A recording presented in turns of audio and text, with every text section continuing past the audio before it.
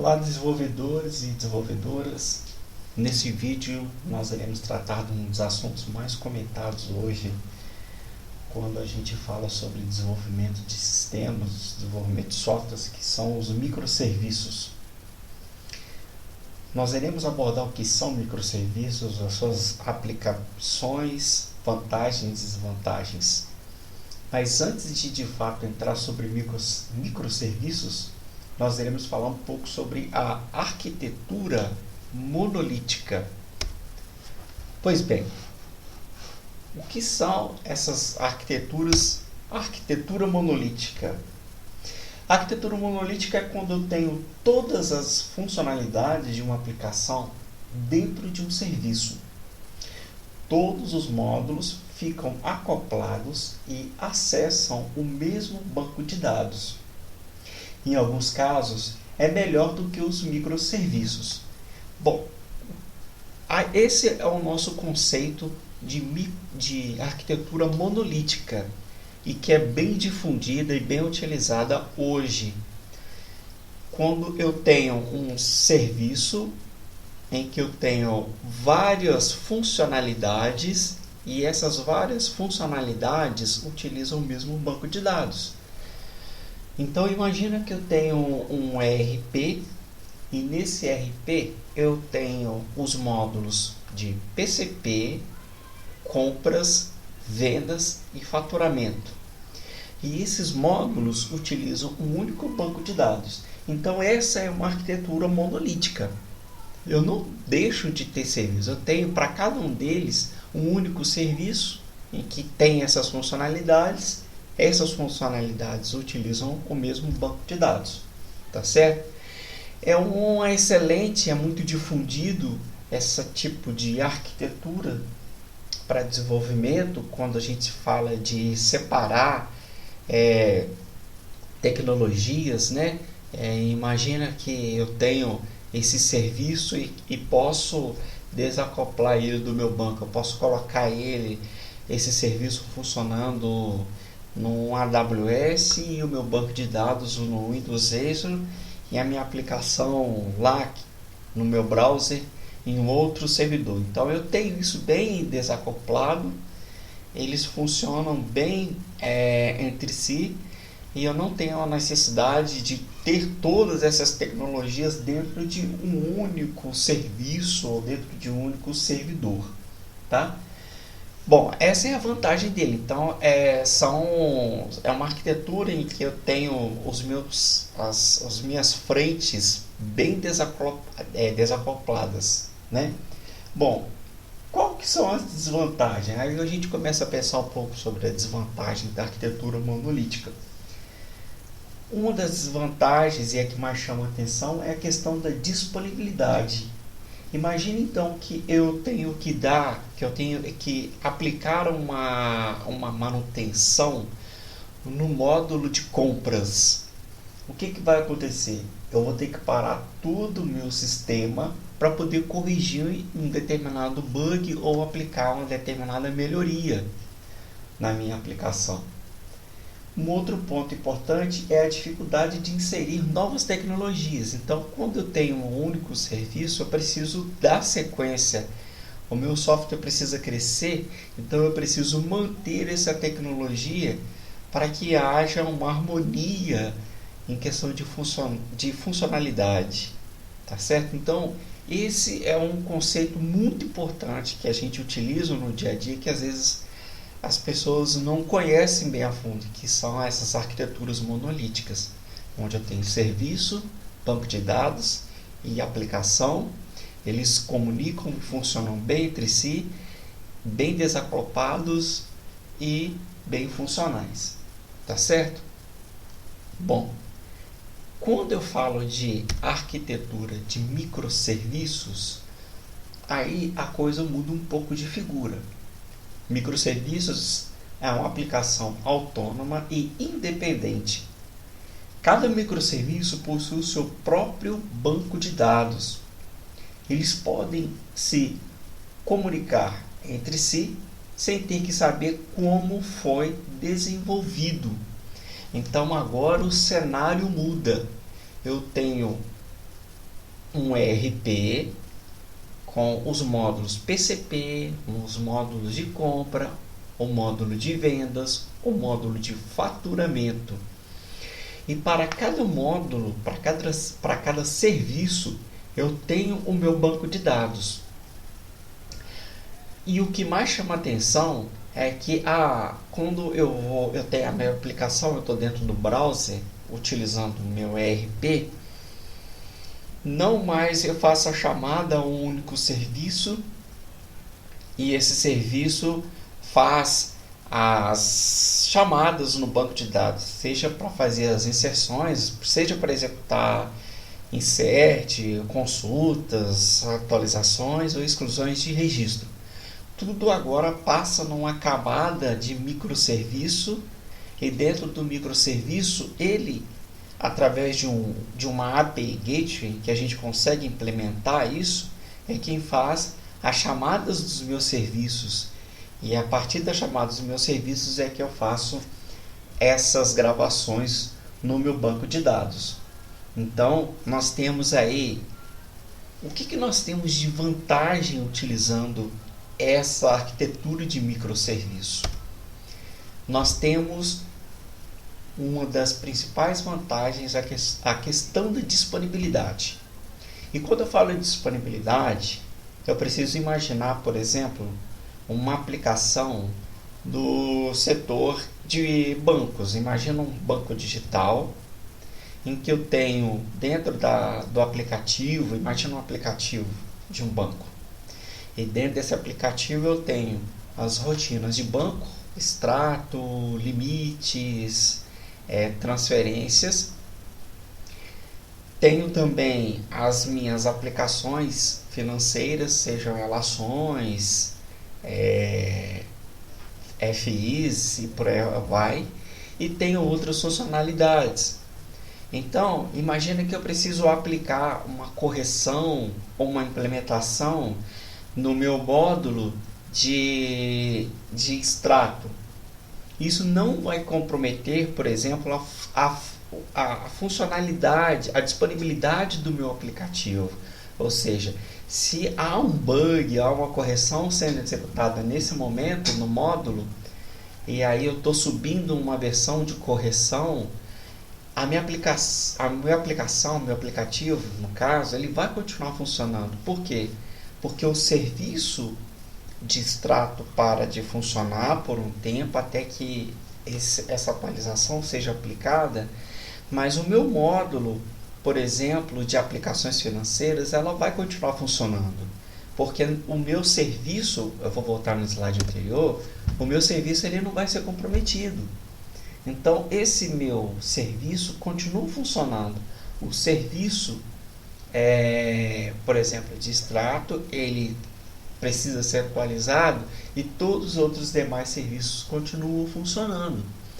Então, essa é a maior vantagem de se utilizar microserviços, tá? Uma outra vantagem é que microserviço permite usar tecnologias diferentes. Eu posso criar novos serviços com outras tecnologias. Então imagine que hoje a minha equipe esteja trabalhando com Java e implementando uma demanda, uma tecnologia específica dentro da minha aplicação, dentro daquela aplicação que eu mostrei, no PCP. Aí amanhã surge uma tecnologia de tesouraria. Essa tecnologia ela não precisa ser desenvolvida com a linguagem Java, por exemplo. Eu posso incluir essa tecnologia, desenvolver essa tecnologia em .NET Core, por exemplo, e subir essa aplicação.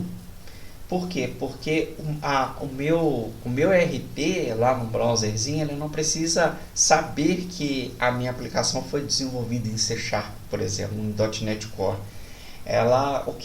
O que manda mesmo, o que comanda isso é a minha API Gateway, é o meu serviço que vai reconhecer os meus serviços e quais deles eles devem ser executados ou não.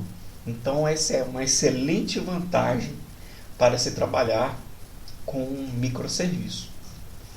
Bom, não só vantagens temos em tecnologias, a gente precisa também considerar quais são as desvantagens.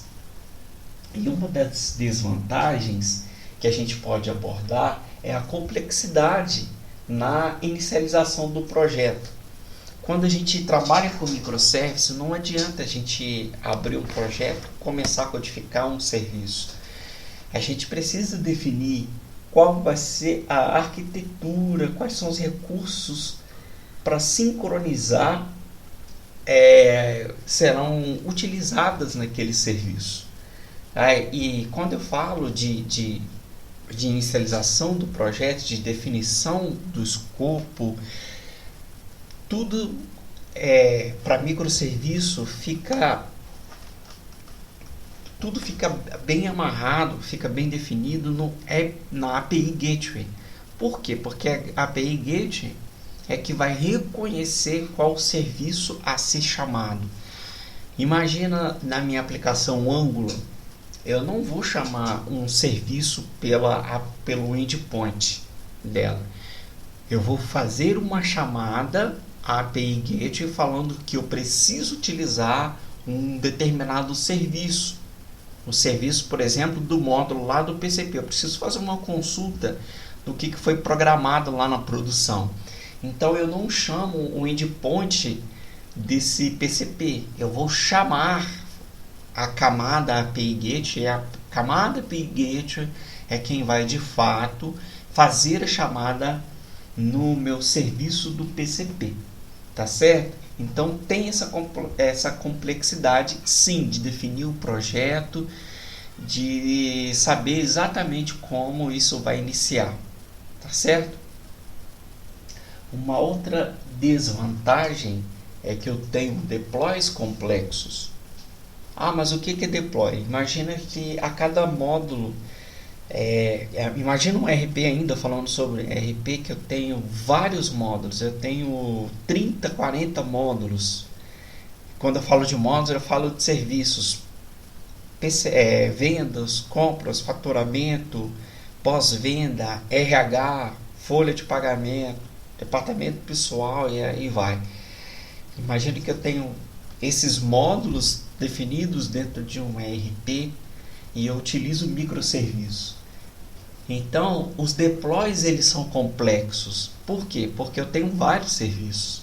Eu não tenho mais no caso do monolítico, um único serviço em que eu vou fazer um deploy só daquele serviço. Então, o acompanhamento desses deploys, a verificação de logs se torna muito mais cansativo e exaustivo quando você vai fazer um deploy. Mesmo quando você tem deploys automatizados, você precisa acompanhar os logs para poder saber se aquele deploy foi bem sucedido ou não, que é uma situação muito comum de você ter deploys que não foi bem sucedido naquele momento. Então, essa é uma desvantagem, uma desvantagem de se trabalhar com microserviços, porque você tem deploys mais complexos e isso precisa estar muito bem definido, bem automatizado, porque torna-se um serviço muito mais cansativo, tá certo? Bom, ainda sobre microserviços, a gente precisa pensar um pouco quando a gente vai trabalhar com aplicações e definir qual arquitetura a gente vai utilizar. Vou utilizar a arquitetura monolítica ou vou utilizar uma arquitetura voltada para microserviços. O que vale a pena a gente pensar e considerar é a complexidade dos microserviços. Uma coisa muito importante que você precisa considerar é o custo com cloud. A minha aplicação possui vários módulos e precisa ter alta disponibilidade, como aplicações de banco de dados, bancos digitais, etc. Então são essas perguntas que você precisa fazer antes de definir sua arquitetura, tá? Olha, a minha aplicação, qual é a disponibilidade dela? A disponibilidade dela é muito alta, ou seja, é uma aplicação do segmento bancário que funciona 24/7, ou seja, o meu serviço nunca pode estar fora do ar. Isso é uma questão de disponibilidade. O custo com o meu cloud, eu posso dilatar o meu custo com o cloud, porque utilizar microserviços exige um investimento muito alto quando a gente fala de computação em nuvem, quando a gente fala de servidores e hospedagens. E principalmente o que a gente falou anteriormente, quando a gente vai falar sobre deploys. Então a gente precisa ter uma estrutura robusta e muito bem definida. Tá certo? Então, é importante pensar sobre microserviços antes de iniciar um projeto em microserviços. Porque às vezes é muito comum da arquitetura monolítica ser o suficiente, onde eu posso ter um módulo, eu vou ter uma aplicação relativamente pequena, eu posso ter um módulo, e esse módulo eu tenho todos os meus serviços dentro dele, tá certo? Então isso é um ponto de consideração sobre a utilização dos microserviços. Os tipos de comunicações, o tipo de comunicação utilizado entre os microserviços, nós temos as comunicações síncronas. Quando a gente fala de comunicação síncrona, a gente está falando dos protocolos HTTP, e posso também utilizar a comunicação assíncrona. E a comunicação assíncrona, eu estou falando um pouco sobre mensageria, que é uma definição de arquitetura síncrona.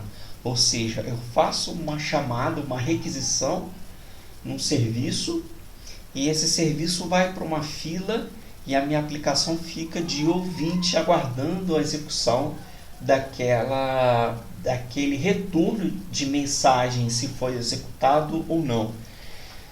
É um serviço muito utilizado quando a gente tem esses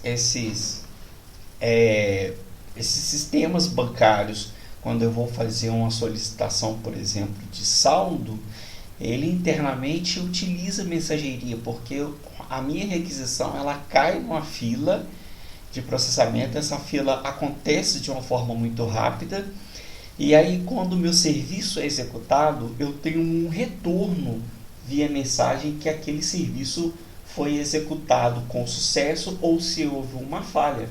Então isso é um conceito também muito difundido sobre mensageria, tá certo? E no próximo vídeo a gente vai trazer uma abordagem, uma implementação simples de microserviço, tá? Eu já posso adiantar aqui que microserviço, nós temos alguns componentes dentro do microserviço, que um deles e o mais falado, talvez o principal, é a API Gateway. Ela é responsável por centralizar as requisições que serão recebidas externamente da aplicação. Um outro componente do microserviço chama Service Registry. Ele é responsável por fornecer endereços para que os microserviços se comuniquem internamente. Outro componente é o Circuit Break. Ele é responsável por minimizar as possíveis falhas nas aplicações.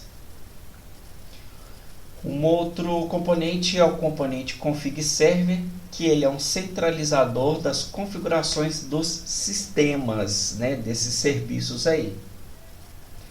E por fim nós temos os logs, o componente logs, que ele gera informações de tudo que acontece nas transações das aplicações, tá certo?